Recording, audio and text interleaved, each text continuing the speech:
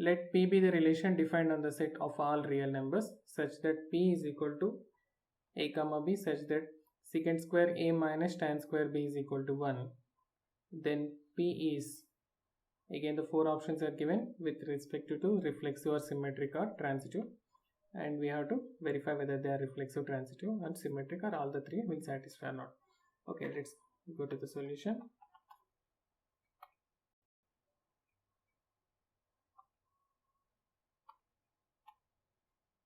So given set P is equal to A comma B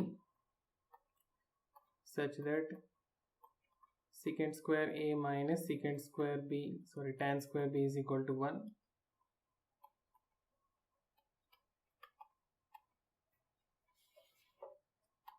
Okay. Now we will verify reflexive. Reflexive means A comma A must be there. Like suppose A comma A belongs to P. If A comma A belongs to P, which implies secant square A minus tan square A. So we have the property secant square theta minus tan square theta is equal to 1. So secant square A minus tan square A is equal to 1. So it is satisfying, and hence we can say this is reflexive. Next we will verify symmetric.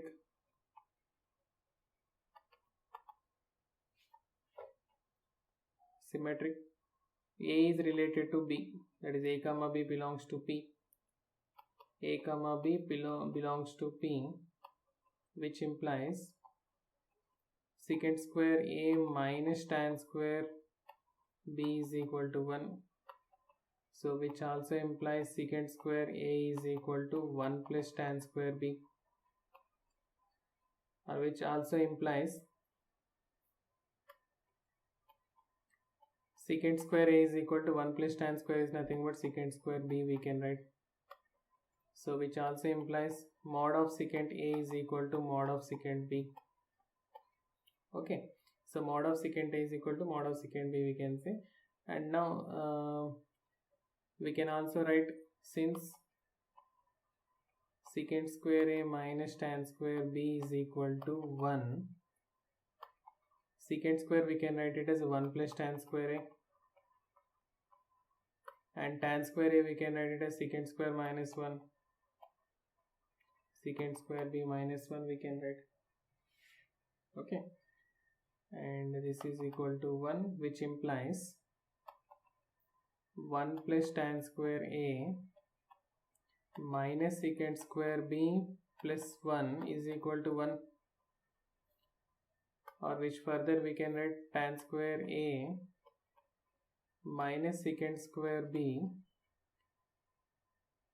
is equal to minus 1,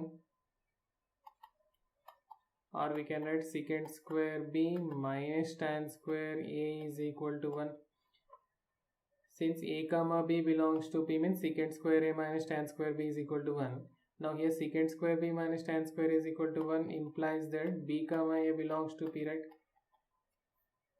A comma B belongs to P, and we got finally here B comma A belongs to P. So from this, what is that we can say it is symmetric. So your R is symmetric.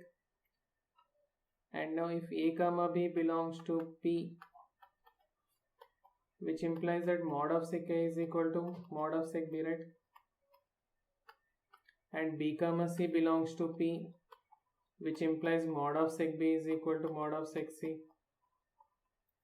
So from this both we can write that mod of secant A is equal to mod of secant C. So which implies that A comma C belongs to P also. So A comma B belongs to P and B comma C belongs to P, which implies A comma C also belongs to P. So that we can say this is transitive.